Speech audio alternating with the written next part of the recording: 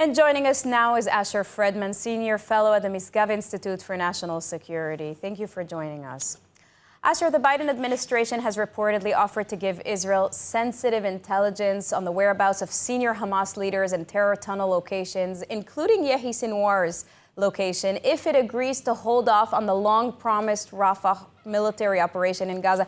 Now, I have to ask if this is indeed true, and I have a hard time to believe it, but if it's true, the U.S. has this kind of valuable information. If they do, where have they been until now? How is it possible that they would have such information and not disclose it to Israel? If indeed the United States has information on the whereabouts of senior Hamas leaders who are holding Americans hostage and is not sharing that with Israel, that would be extremely difficult to understand and very, very questionable. I believe it's hard to believe that while the U.S. has very impressive global intelligence capabilities, that it has better intelligence regarding the whereabouts of Hamas terrorists, the whereabouts of Hamas installations in Gaza, better than Israel, which is sitting on the border and is covering Gaza with its intelligence capabilities. So that report to me does not seem to be entirely reliable. If it's true, there's so much on the table here, not to mention 132 hostages. Many of them are presumed to still be alive, including, like you say, American citizens. And the U.S. is conditioning their help on this. If this is true, how is Israel to respond to such a thing, in your opinion? Israel needs to move forward with the operation in Rafah regardless of American opposition. The American opposition and the decision to stop weapons deliveries is a strategic mistake. It signals to Hamas that there's no reason for it to move forward with a hostage deal. It signals to Iran and to Hezbollah that Israel is vulnerable. They should increase their attacks. It signals to the countries in the region that the United States is not necessarily a reliable ally, despite all of its support for Israel.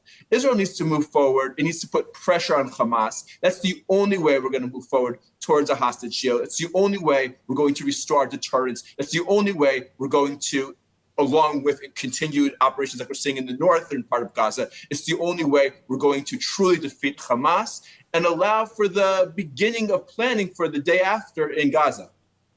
Now, in the beginning of the week, Israel launched an operation to take over the Palestinian side of the Rafah crossing, which it said was being used for terror purposes. And it's important to distinguish that this is not the large-scale operation that has been widely spoken about, and that this smaller-scale operation seemingly has been approved by the U.S. It was launched to increase pressure on Hamas, who has made preposterous requests in a hostage and truce deal in the works. So do you believe that this is working, the pressure? Let's be clear. Under the current situation where Hamas is not yet feeling true pressure, they will not agree to any deal that does not end the war, that does not leave them in power, that does not allow them to claim victory over Israel, and that does not turn them into heroes for the Palestinian and Arab world. The operation in Rafah, if it goes to the end, and if Israel keeps up the pressure in the north, in the center, in the south, may lead Hamas to present a more realistic proposal, and that may lead what we all dream of and want to see, the release of the hostages. Recall also that controlling the Rafah border crossing is important in order to prevent the inflow of weapons to Hamas, something that the Egyptians were supposed to prevent, but the basic facts were unable to successfully prevent over the past years. Now, on to the UN General Assembly. It overwhelmingly passed a resolution on Friday which upgrades Palestine's rights at the world body as an observer state without offering full membership.